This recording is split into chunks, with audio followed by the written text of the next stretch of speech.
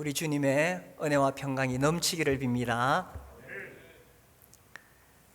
세종대왕이 훈민정음을 반포하실 때 48세였다고 합니다.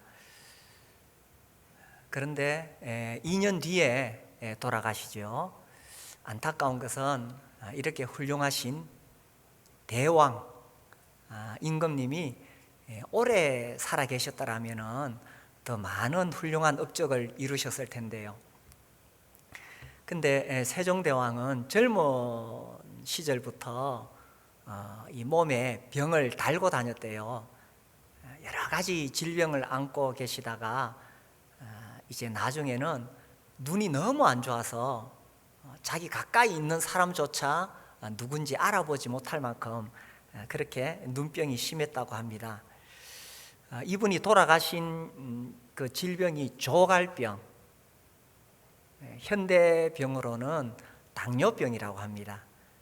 그래서 마지막에 이 합병증으로 돌아가신 거죠.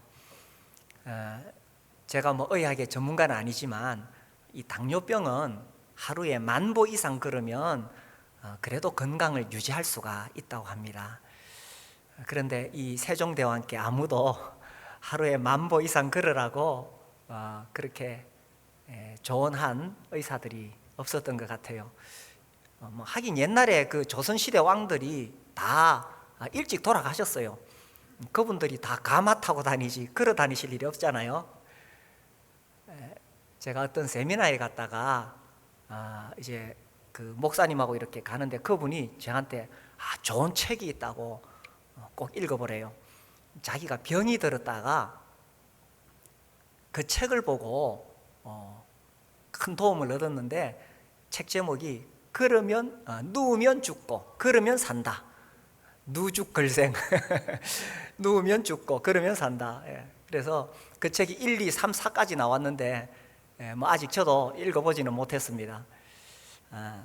이제 이 걸어야 된다고 주장하는 사람들은 현대병의 90% 이상이 걷기만 해도 병이 낫는다는 거죠. 근데 이제 사실 몸이 아픈데 걷고 싶겠어요? 오히려 더 누워 있고 싶지. 그런데 누워 있으면 죽는다는 거예요. 우리가 지금 코로나 시대에 살아가는데 그냥 계속 움츠려듭니다. 아무것도 안 하고 싶고 그냥 가만히 있고 싶습니다. 그래서 우리가 불안하고 두렵고 위축되는 이 시대에 그냥 가만히 있을 거냐, 특히 우리가 신앙생활을 해야 되는데 아니면 걸어야 될 거냐, 신앙의 원리에도 그대로 적용이 된다고 생각해요. 누우면 죽고 걸으면 산다. 오늘 우리가 히브리서를 읽었습니다. 10장 19절 그러므로 형제들아 우리가 예수의 피를 힘입어 성소에 들어갈 담력을 얻었나니 그 길은 우리를 위하여 휘장 가운데로 열어놓으신 새로운 살길이요 휘장은 곧 그의 육체니라. 자, 이 히브리서의 배경이 중요합니다. 거세진 박해에 직면한 히브리 공동체에 이 히브리서를 보냈습니다. 예수님을 믿는다는 것 때문에 유대인들이 계속 핍박을 했습니다. 그런 박해가 오니까 그리스도와의 관계를 끊고 싶은 유혹이 찾아왔는 거죠. 그래서 그들에게 우리가 믿는 바가 무엇인가를 설명한 것이 히브리서입니다. 그래서 유대인들 그들 중에 천사를 숭배한다든지 이런 사람들에게 우리가 믿는 예수님은 천사보다 위대하시다, 우월하시다. 그리고 유대인들은 모세가 최고의 선지자였죠. 그러나 우리가 믿는 예수님은 모세와 비교할 바가 아닌, 모세는 하나님 집의 사환, 종이었지만 우리가 믿는 예수님은 하나님의 아들이시다. 이렇게 이제 우리가 믿는 바가 얼마나 더 소중한가를 설명하고 있습니다.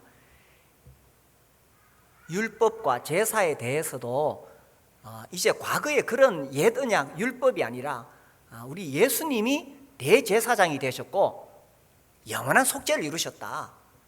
우리가 믿는 바가 이렇게 우월하고 중요한데 또다시 유대교로 돌아갈 수 있느냐, 이게 히브리서입니다. 그래서 자꾸 박해를 받으니까 옛날에 유대교로 돌아가려는 사람들에게 우리가 믿는 바가 무엇인가를 먼저 설명을 했던 것입니다. 이 기독교의 역사는요, 우리가 믿는 바 하나님의 진리를 위해 싸워왔던 그리스도인들의 역사입니다. 다 그래요. 초대교회 역사도 그렇고 중세교회 역사도 그렇고 종교개 역사도 읽어보면 정말 자신들이 믿는 바 성경에서 발견한 그 진리를 위해 싸웠고 죽었고, 그것이 기독교 역사입니다. 그 이후에 나치즘이나 계속 여기에 대해서도 대항해 왔지요. 이 박해가 시작된 초대교회사를 보면 처음에는 여기 히브리서에 나오는 것처럼 유대인들에게 박해를 받았지요. 그리고 이제 로마 제국에 박해를 받게 됩니다. 거기서 많은 순교자들이 나오죠. 그리고 또 어떤 사람들은 자기 목숨을 지키기 위해서 타협하기도 합니다. 그 순교자들, 안디옥의 이그나티우스나 서므나의 폴리갑이나 많은 사람들이 있습니다. 이 이그나티우스 같은 경우에 이제 안디옥에서 잡혀서 로마로 호송되어 갑니다. 그러면서 7개의 편지를 보냈는데, 그래서 그에 대한 기록이 남아 있는 거예요. 그런데 이제 로마에 있는 그리스도인들이 이 이그나티우스를 어떻게든 살려보려고 했습니다. 워낙 존경받는 분이니까. 그래서 이제 이 로마 그 고위 관리들하고 어떻게 해볼까 이렇게 하고 있다는 소식을 이 이그나티우스가 듣게 됩니다. 그래서 이제 그들에게 알리는 거예요. 이렇게 말합니다. 이 로마에 있는 그리스도인들, 여러분에게 간청하는데 부디 나에게 시대에 어울리지 않는 친절을 베풀지 말아 주시오. 나를 야수의 먹이가 되도록 놓아 주시오. 야수를 통하여 하나님께 나아갈 수 있으니까요. 나는 하나님의 미랄입니다. 그리고 나는 순수한 빵임을 검증받기 위하여 야수의 이빨에 의하여 땅에 떨어져 묻히겠습니다. 이렇게 순교자들이 자기가 믿는 바를 위하여 기꺼이 목숨을 바쳤던 것입니다. 이 과부 펠리시타스에 대한 이야기도 있는데, 그 시장이 이제 예수 믿는 사람 잡아놓고 막 협박을 합니다. 또 회유도 합니다. 믿음을 포기하면 살려주겠다. 그런데 이 사람들이 조금 더 믿음이 흔들리지 않으니까 막 협박을 합니다. 죽이겠다고. 그때 이 펠리시타스가 이렇게 말한 기록이 있습니다. 나는 살아있는 동안 당신에게 승리할 것이며 나를 죽인다면 죽음을 통하여 더욱더 승리를 거둘 것입니다. 이 자기가 믿는 바를 위하여 기꺼이 목숨을 바쳤던 것입니다. 그렇게 박해가 막 몰려올 때에 변절하는 사람들도 많이 있었습니다. 그런데 이제 그들 중에 잡혀있던 소년 쌍투스의 이야기가 기록되어 있습니다. 이 쌍투스는 믿음을 포기하라고 계속 고문을 당했는데 그때 이렇게 말합니다. 나는 그리스도인입니다. 나는 예수님을 믿는 사람입니다. 나는 그리스도인입니다. 계속 그렇게 고백하니까 주위에서 이 소년을 지켜보던 사람들이 감동을 받기 시작했어요. 그래서 믿음을 포기하고 변절했던 사람들이 이 소년의 그 모습에 용기를 얻어서 회개합니다. 나도 그리스도인입니다. 나도 그리스도인입니다. 이렇게 해서 많은 사람들이 또 함께 죽었습니다. 이제 그때 그 기록에 의하면 이제 이 예수 믿는 사람들 사형하려고 어떤 밀폐된 공간 안에 사람들을 집어넣었어요. 그래서 사형 집행자가 이제 그곳에 와서 보니까 그 공간이 너무 밀폐되어 있어서 이 사형 집행자가 오기 전에 거기서 질식해서 죽은 사람들이 많이 있었대요. 그래서 이 기독교의 역사는 자기가 믿는 바를 위해서 싸워왔던 그런 역사입니다. 한국도 마찬가지죠. 우리나라도 일제강점기 때에는 그 일본의 그 신사참배에 맞서서 싸웠습니다. 제가 좀 궁금하게 생각했던 것이 그 당시에 일본에도 기독교인들이 있었을 거잖아요. 그런데 그 사람들은 어떻게 했을까? 제가 그 안희숙 여사 이야기를 자주 하는데, 그래서 이제 이 박관준 장로님과 일본에 가서 우리나라의 그 그리스도인을 탄압하는 그것을 좀 막아달라고 일본의 고위직에 있는 사람들을 만납니다. 그리고 일본의 이 기독교 지도자들을 만납니다.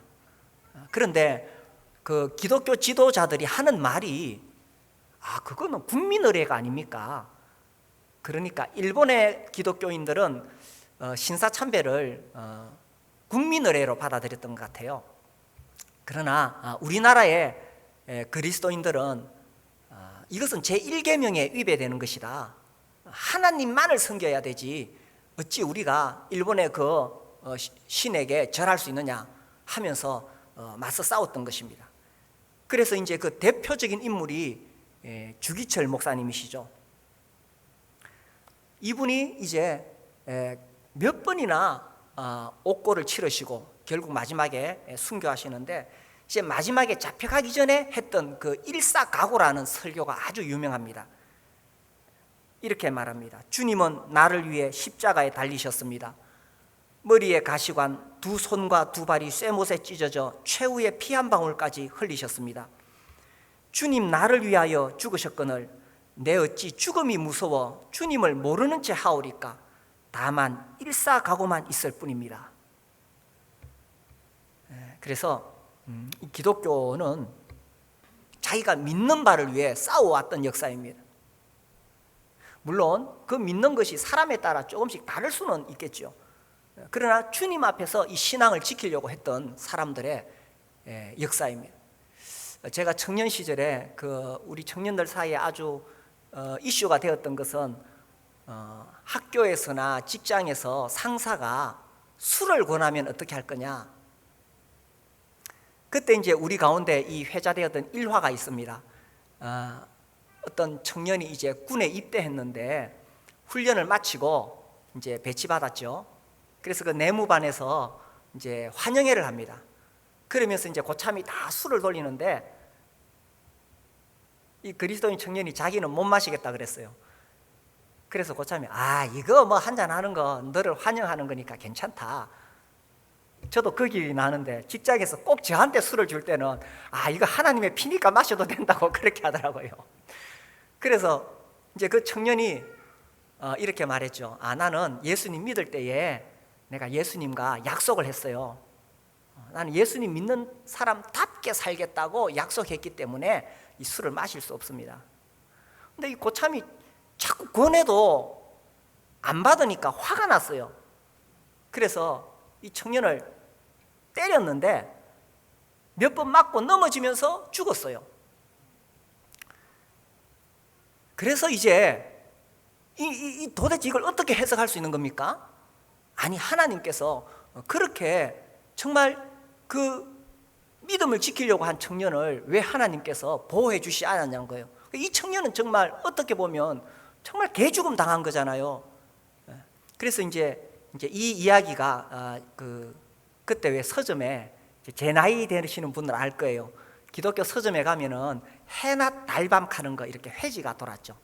그 최용덕 간사님이 그때 그거 썼던 거 있죠. 거기에 이제 그 내용이 실려 있었어요. 그래서 최용덕 간사가 이 정말 헛죽음 당한 거 아니냐.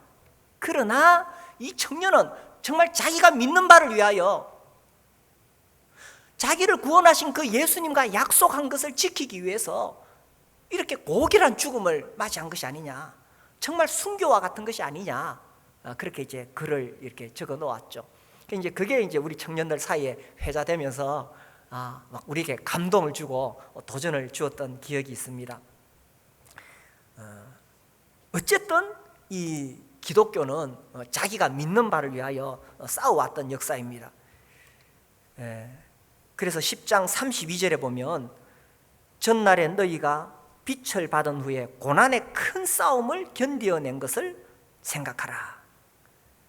예수님 믿는 사람들은 계속 고난을 받아왔고 그 고난 가운데 싸워왔는데 빛을 받은 후에, 그래서 히브리서에서 우리가 믿는 바가 무엇인가를 먼저 이야기를 했던 것입니다.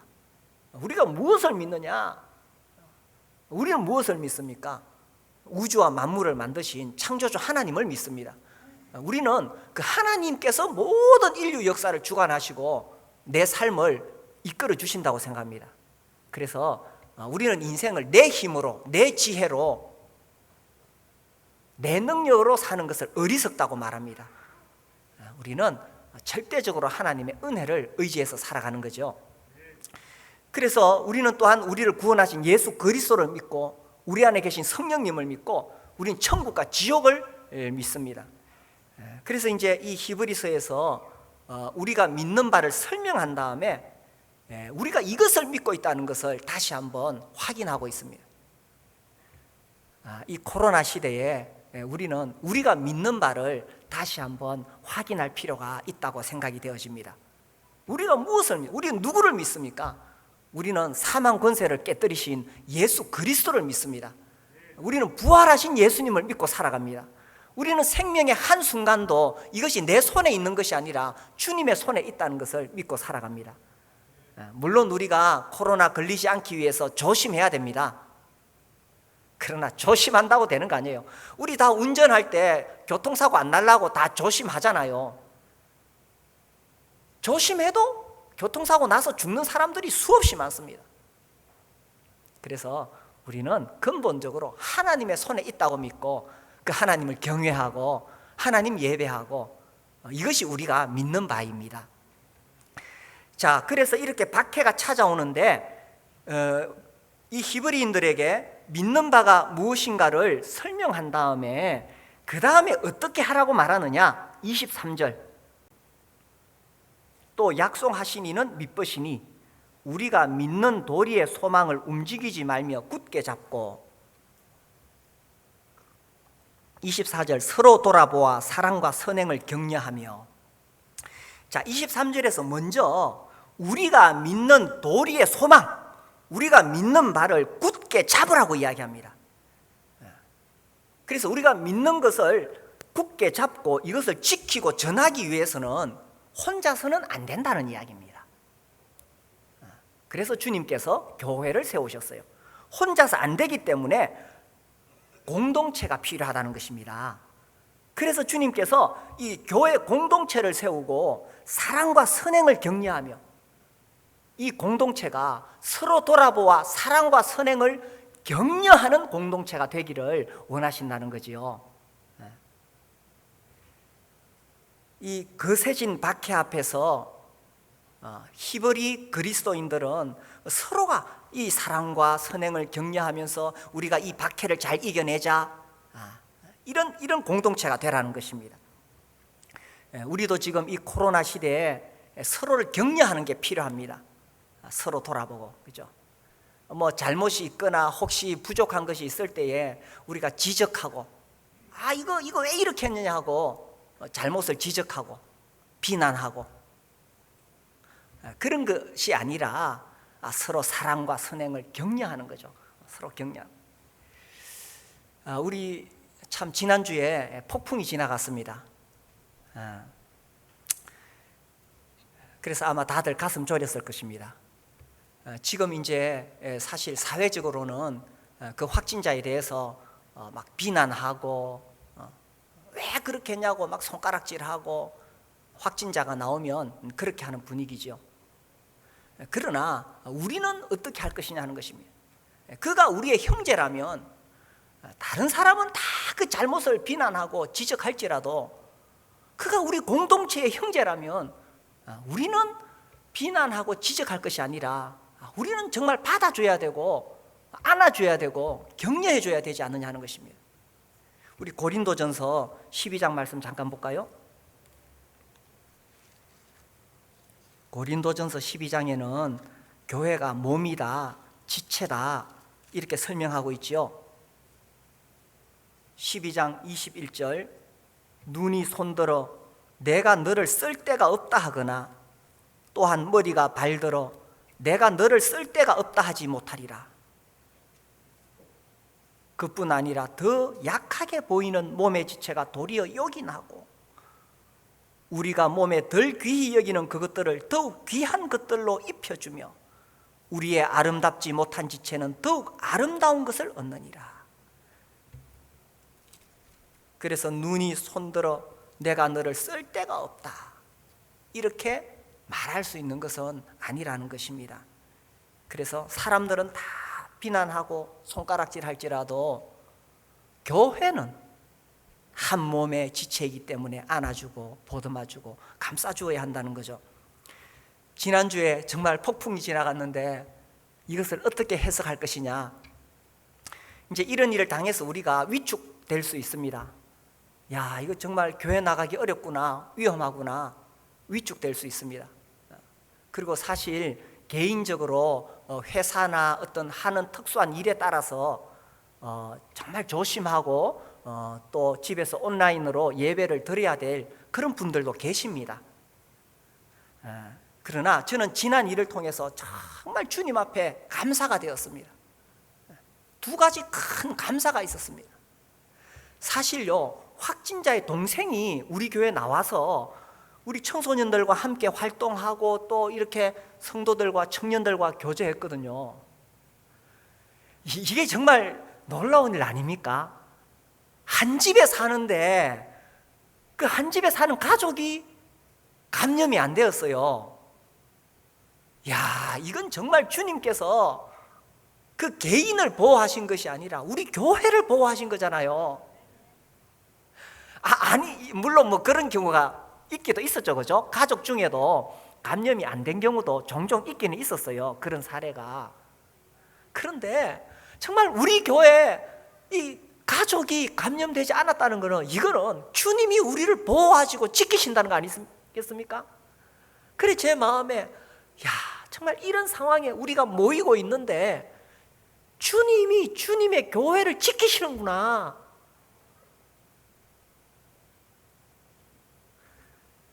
그래서 제게 큰 감사가 되었고요. 두 번째는 사실 좀 사회적으로 우리가 좀 느슨해졌습니다. 저도 느슨해졌어요. 그래서 우리가 교회에서 모이면서 긴장이 풀리고 좀 그런 분위기였죠. 이렇게 하다가 만에 하나 이 누군가 이 교회에서 어떤 감염이 되었다든지 하면은 이건 정말 심각한 문제가 됩니다. 그래서 주님께서 이것을 미연에 방지하기 위해서 우리에게 강력한 예방주사를 주신 거예요. 그러니 얼마나 감사한 일입니까? 만약 앞으로 우리 교회 안에 이런 일이 생긴다면 이거 정말 심각한 문제인데 주님께서 우리한테 정신 차리라고 아주 강력하게 메시지를 보내신 거잖아요. 그래서 우리가 미연에 방지할 수 있었으니 아이고, 우리 주님 앞에 얼마나 우리가 감사가 됩니까? 그래서 지난 일은 위축될 일이 아닙니다. 주님이 우리 교회를 지키신다는 것을 우리가 확인한 기회가 되었고, 우리가 미연에 방지하기 위해서 조심하라는 메시지가 되었으니 얼마나 감사한 일입니까? 그리고 누군가를 비난하거나 그렇게 할 것이 아니라 우리가 한 교회 공동체 안에서 서로를 감싸주고 위로하고 격려해야 된다는 거죠. 그래서 지난주 그 화요일 날 이제 질본에서 팀이 나왔어요. 4명이 나와서 이제 저랑 이렇게 면담을 하는데 그분들이 우리 교회는 별로 걱정을 안 하시더라고요. 왜냐하면 그 동생이 안전하니까 교회는 안전한데, 다만 이제 여기 사람들이 많이 모이니까 자기들이 조사를 하러 왔대요. 저는 그 현장에 있었기 때문에 이제 이게 정말 걱정할 문제가 아니구나. 다만 가까이서 접촉했던 청년들은 검사를 해보자. 뭐 교회 전체 할 필요는 없다. 그분들이 딱 뭐 그렇게 이야기하시고 안전하다는 거예요. 그런데 가까이 했던 청년들은 혹시 모르니까 검사하자. 그래서 이제 화요일 저녁에 이제 검사를 우리 옥상에서 했잖아요. 저는 뭐 그날 뭐 괜찮을 거라고 생각했어요. 주님이 교회를 지켜주신다고 믿어서 안심했는데, 그래서 이제 제가 기다리다가 저는 옥상에 안 올라가고 그냥 사무실에 가서 책 보고 있었는데, 나중에 이야기를 들으니까 우리 청년들이 너무 긴장해 있었다는 거예요. 그럴 줄 알았으면 제가 같이 올라갔을 건데, 너무 긴장해서 그 옥상에서 이제 검사 받으려고 이제 대기하고 있는데 갑자기 막 머리가 아파오더래요. 막 목이 따갑고 그리고 그날 집에 가니까 막 설사가 나오고 사실 저는 그날은 전혀 긴장 안 했고 월요일 저녁에는 정말 제가 긴장했었어요. 이 동생은, 한 집에 사는 동생은 이거 뭐 안 걸릴 수가 없잖아요. 그러면서 막 자꾸 떠오르는 찬송이 운명이여 오라 나 두려워 아리아리, 그 노래가 계속 떠오르더라고요. 그래, 뭐 교회 문제 생기면 뭐 또 뭐 해결해 가면 되지. 그렇잖아요. 우리가 인생 살면서 문제가 안 생길 수 있습니까? 무슨 문제든지 생기면 또 그에 따라서 맞서서 하나하나 풀어가면 되지요. 그래서 어쨌든 뭐 이렇게 맞서려고 생각했는데 주님이 교회를 지켜주셨다, 이런 믿음이 오니까 뭐 우리 청년들은 별로 걱정이 안 됐는데 우리 청년들은 자기들은 되게 긴장을 많이 했었는가 봐요. 그래서 이렇게 코로나가 위협할 때에 우리도 다 예민해집니다. 이럴 때에 우리가 어떤 부정적인 말을 한다든지 왜 그랬니 하고 비난한다든지 또 막 이제 막 이 교회 활동 못하도록 위축되는 말을 한다든지, 이것이 아니라 서로 돌아보아 사랑과 선행을 격려하며, 이 당시 히브리 그리스도인들은 얼마나 두려움 속에 살았겠어요. 언제 자기가 고소당해서 붙잡혀갈지, 붙잡혀가면 재산 다 뺏기고 심지어 목숨까지 뺏겨야 되는데 얼마나 불안했겠어요. 그런 히브리 그리스도인들을 향해서 서로 돌아보아 사랑과 선행을 격려하며 이런 교회 공동체가 되라고 했던 것입니다. 그래서 우리도 교회 안에서 이렇게 불안할 때에 서로 이렇게 격려해주고 위로해주고 용기를 주고, 이번에 우리 청년들 큰 고비를 넘겼는데 우리 청년들 위로해주고 격려, 괜찮아, 너희는 우리 교회의 미래니까 주님이 보호해 주실 거야, 이렇게 위로해줘. 우리 또 청년들 돌보는 목장에 우리 목자 목녀님들 또 격려해 주시고, 우리 그 유설서 목장에 목장 식구가 26명입니다. 그 청년들 하나하나 돌보는 그 목자님한테 우리가 격려해주고 고깃값 주고, 지금은 뭐 모여서 식사 못 하겠지만 나중에 풀리면 고기 구워 먹으라고 고깃값도 좀 주시고, 이렇게 서로 격려하고 이렇게 하는 거죠. 이게 교회 공동체가 아니겠어요? 주님이 원하시는, 주님이 세우고자 하셨던 교회 공동체가 이런 게 아니겠어요? 모두가 불안해하고 어려워할 때에 서로를 격려하는. 그런데 사실 예수 믿는 사람들이 너무 지나치게 염려하고 위축되는 건, 이거는 신앙인의 자세가 아닙니다. 우리가 조심해야 되는 것은 맞지만 막 너무 위축돼가지고 불안해하는 것은 이 부활하신 예수님을 믿는 그런 신앙의 자세는 아니라는 거죠. 그리고 어려운 일 닥쳤을 때에 우리가 서로 함께 위로하고. 저한테 이런 카톡이 왔어요.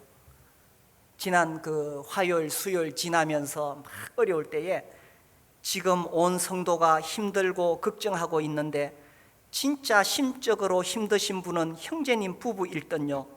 온 성도들이 기도하고 있으니 힘내세요.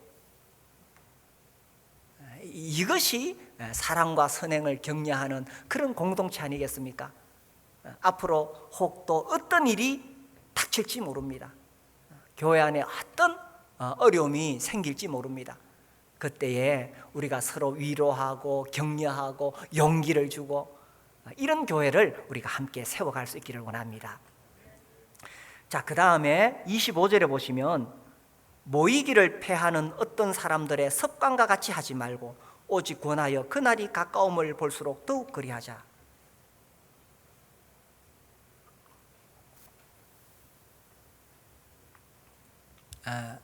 이 주석을 제가 찾아보니까 이렇게 되어 있습니다. 이 25절에 대한 주석이 박해를 피하기 위해 다른 신자와의 접촉을 회피하고 싶은 유혹에 관한 경계이다. 이걸 이제 현대식으로 읽으면 코로나를 피하기 위해 다른 신자와의 접촉을 회피하고 싶은 유혹에 관한 경계이다, 이런 거예요. 그래서 그 당시에 이제 그리스도인들이 서로 만나면 고소당할 수 있고 박해받을 수 있잖아요. 그래서 그런 그리스도인들에게 그래도 모이기를 패하는 습관을 기르면 안 된다라고 이야기했는 것입니다.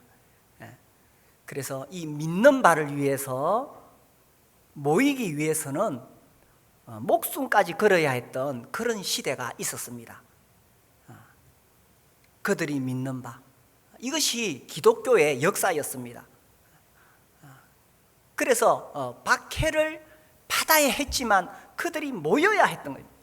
왜 모여야 하느냐? 그 박해 가운데서도 왜 모여야 하느냐? 그렇게 모였기 때문에 이 기독교가 살아남았고 교회가 살아남았고 복음이 전해졌는 거예요. 만약에 그 당시 그리스도인들이 겁먹고 안 모이고 그냥 집에서 믿으면 되지 이렇게 그냥 다 있었다면 이 복음이 전해지지 않았을 것입니다. 그러나 2세기, 3세기 정말 그 치열한 박해가 있었어요. 이 로마 제국의 10대 박해라 그럽니다. 이 황제들에 의해서 10번의 그 박해가 있을 때, 그럼에도 불구하고 그들이 그 박해 가운데도 그들이 믿는 바를 위해서 모였기 때문에 결국은 이 복음이 로마 제국을 장악하게 된 것이죠. 그래서 이 복음이 전 세계에 퍼지게 되었잖아요. 그래서 이 자기 몸 살리려고 힘들다고 혼자 있는 것이 아니라 모이라고 이야기했던 것입니다. 제가 이렇게 SNS나 이렇게 올라온 글을 보니까 교회를 계속 비난하고 있죠. 요즘 교회를 계속 비난하면서 왜 모이려고 하느냐, 헌금 거두려고 그러는 것이 아니냐. 야, 제가 참 그 글을 보고 이게 불신자들의 눈이구나. 실제로 대부분의 교회는 다 온라인 헌금하고 있고 우리 교회도 이미 온라인 헌금으로 다 정착이 되어 있습니다.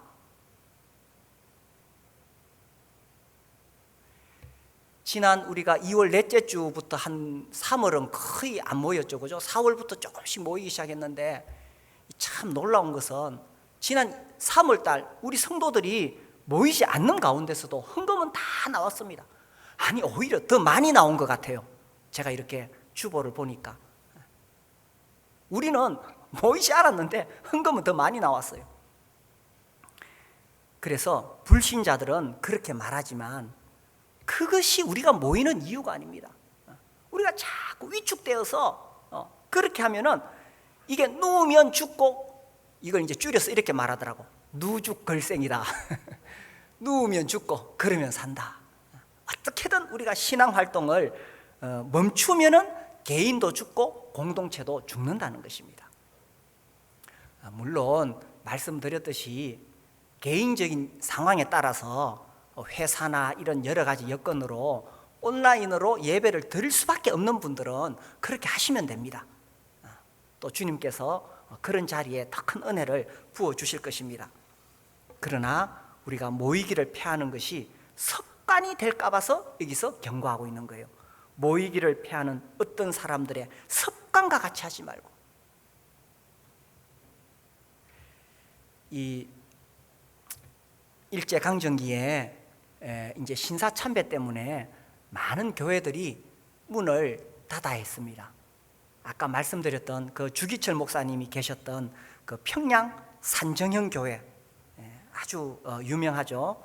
그 평양 산정형 교회에서 거기 있던 분들이 이제 피난 내려와 가지고 한국의 여러 곳에 교회를 세웠는데, 제가 이제 거기서 섬겼던 어떤 목사님의 글을 읽게 되었어요. 제가 부목사로 섬긴 교회가 평양 산정형 교회 교인들이 6.25 피난으로 부산에 세운 교회였습니다. 일제시대 때에 당시에 담임 목사이셨던 주기철 목사님을 중심으로 신사참배를 거부함으로 인하여 많은 시련을 겪으면서 주일 예배를 드리지 못하도록 교회 문을 폐쇄당하는 고난을 겪게 됩니다. 주일날 못 나오도록 이 교회 문을 폐쇄했는 거예요.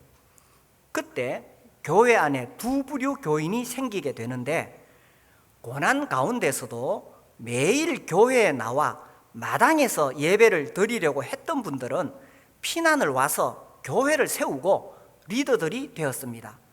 그러나 가정에서 예배를 드리던 교인들 중에는 무교회주의자들이 되어 교회에 등록 교인으로는 되어 있었지만 예배나 섬김의 삶에는 멀어져 있었습니다. 습관이 된다는 거예요, 습관이. 그래서 주일날 못 나오는 사람들은 어떻게든 평일에라도 교회 마당에라도 밟았던 사람들은 나중에 다 이 교회 지도자들이 되었고 일꾼들이 되었다는 이야기입니다. 그래서 이 박해에 직면한 그리스도인들을 향해서 이렇게 권면하고 있는 거예요. 모이기를 패하는 어떤 사람들의 습관과 같이 하지 말고 오직 권하여 그날이 가까움을 볼수록 더욱 그리하자. 그래서 히브리서 10장 33절에 보시면 33절, 혹은 비방과 환난으로서 사람에게 구경거리가 되고 혹은 이런 형편에 있는 자들과 사귀는 자가 되었으니 너희가 갇힌 자를 동정하고, 예수 믿는 것 때문에 감옥에 갇히는 거예요. 갇힌 자를 동정하고 너희 소유를 빼앗기는 것도 예수 믿는 것 때문에 소유를 빼앗기는 거예요. 기쁘게 당한 것은 더 낫고 영구한 소유가 있는 줄 알미라. 35절 우리 같이 읽읍시다. 시작. 그러므로 너희 담대함을 버리지 말라. 이것이 큰 상을 얻게 하느니라. 이 코로나가 언제 종식될지 모릅니다. 그때까지 누워 있으면 개인도 망하고 교회도 망합니다. 그래서 그때까지 우리가 누워 있으면 안 된다는 거예요. 누죽걸생입니다. 누우면 죽고 그러면 산다는 거죠. 그래서 우리가 할 수 있는 대로 할 수 있는 방안들을 찾아서 해야 됩니다. 특별히 저는 이 교회 학교를 생각하게 됩니다.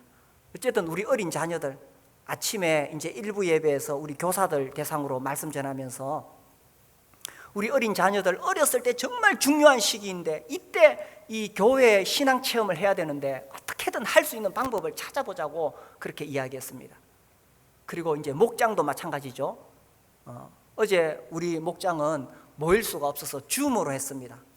이 줌으로 하면은 생생하게 다 됩니다. 그래서 줌으로 하든지 카톡으로 하든지 어떻게 하든지 간에 이 만남이 계속 이루어질 수 있어야 된다는 거죠. 그래서 교회에서 우리가 모일 수 있는 방안들을 찾아내야 됩니다. 오늘은 우리가 이제 스티커를 붙였고요. 저는 필요하다면 오전에 못 오시는 분들은 오후에 나오시면 오후에 한 번 더 예배 드리고 또 제가 설교하고 이렇게 할 수 있으면 좋겠어요. 모이기를 피하는 어떤 사람들의 습관과 같이 하지 말고 어떻게든 우리가 할 수 있는 방법들을 찾아야 됩니다. 그리고 이제 식당에는 식탁에 이 투명 칸막이를 이제 설치하려고 그렇게 준비하고 있습니다. 이것도 저것도 안 돼서 정말 내가 신앙을 지키고 싶은데 못 나오는 경우에는 그 평양 산정형 교회 성도들처럼 평일에라도 나와가지고 주님 내가 주일 못 나오는데 평일날 나왔으니 나를 받아달라고. 누우면 죽고 그러면 삽니다. 그래서 또 우리가 교회적으로는 정말 또 조심을 해야 돼요. 그래서 만약의 경우에 혹 확진자가 자기도 모르는 사이에 교회에 참석했다 할지라도 우리가 마스크 쓰고 거리 유지하고 우리가 조심하면 안 걸립니다. 감염 안 됩니다. 그렇죠, 그죠? 우리가 다 조심하면 안 걸려요. 오히려 직장보다 교회가 더 안전합니다. 어디 저기 무슨 마트나 무슨 막 다 그런데 사람들 우리가 물건 사러 가잖아요, 그죠? 그런 데보다 교회가 더 안전합니다. 그래서 충분히 우리가 거리 유지하고 그리고 무엇보다 주님께서 우리를 지켜주셔야 가능하다는 이야기입니다. 그래서 이 코로나 시대의 신앙 공동체, 우리가 믿는 바를 다시 한번 확인하고 정말 서로 격려하고 이 교회를 함께 세워가는 거죠. 함께 세워가는 겁니다. 이 초대교회 시대에 260년경에 이 전염병이 로마 제국을 완전히 휩쓸었던 때가 있습니다. 그때는 뭐 속수무책이죠. 이때 이 알렉산드리아의 감독이었던 디오니시우스의 편지가 남아 있습니다. 전염병이 돌아서 각 집마다 거의 사람들이 다 죽었습니다. 한 명 죽었다면 그것은 정말 큰 복을 받았다고 생각할 만큼 이 전염병이 돌 때에 이 막 집집마다 사람들이 죽어갔어요. 그때 그리스도인 공동체는 어떻게 했는가, 이런 기록이 있습니다. 이 편지에 보면 실제로 대부분의 우리 형제들은 넘치도록 큰 사랑과 형제를 발휘하여 자기 목숨을 아끼지 않고 서로를 의지하며 끊임없이 병자를 돌아보았고 조금도 두려워하지 않고 계속하여 그들에게 필요한 것들을 공급하였습니다. 그들은 다른 사람들과 이웃에게서 그 병에 전염되었으면서도 자원하여 환자들의 입에 음식을 넣어줌으로써 자신의 고통을 자초하였습니다. 많은 형제들이 다른 사람을 치료하고 건강하게 해주고는 자기들은 죽었습니다. 그들은 성도의 시신을 맨손으로 품에 안아다가, 이때는 이제 세균에 대한 지식이 전혀 없을 때죠. 그래서 시신을 안아다가 눈을 깨끗이 해주고 입을 닫아 주었으며 그들을 어깨에 지고 가서 사지를 가다듬고 포옹하였고 그들을 단정히 씻기고 수의를 입혔습니다. 그리고 곧 자기 자신도 같은 의식의 대상이 되었습니다. 살아남은 사람들은 앞서간 사람들의 뒤를 쫓아갔습니다. 그러나 이교도들은 이와 반대로 행했습니다. 그들은 병들어 앓기 시작한 사람들을 쫓아냈으며 사랑하는 친구들도 멀리했습니다. 그들은 아직 숨이 끊어지지 않은 사람을 길에 내다 버렸고 죽은 사람을 매장해 주지도 않았습니다. 그들은 어떻게 해서든 죽음을 피하려 했습니다. 그러나 아무리 예방하고 조심해도 죽음을 피할 수는 없었습니다. 이것이 그리스도인 공동체와 이교도 공동체의 차이점이었다는 것입니다. 이 코로나 시대에 신앙 공동체, 우리 교회는 어떻게 해야 될 것이냐 하는 것입니다. 우리가 믿는 바가 무엇이냐 하는 거죠. 그래서 우리가 믿는 바를 다시 확인하고 이 어려운 시대에 우리가 서로 위로하고 서로 용기를 주고 이렇게 서로 격려하고 또 우리가 정말 조심하면서 주님의 말씀대로 모이기를 피하는 어떤 사람들의 습관같이 하지 말고 함께 모여서 이 교회 공동체를 세워나가고, 이렇게 할 때에 과거 초대교회가 그 박해 속에서도 그 전염병 속에서도 복음을 전해서 결국 기독교가 로마 제국을 정복했던 것처럼 우리도 이 시대에 이 불안하고 어두운 시대에 이 어둠의 세계를 정복하는 살아있는 하나님의 그런 공동체가 될 수 있기를 바랍니다.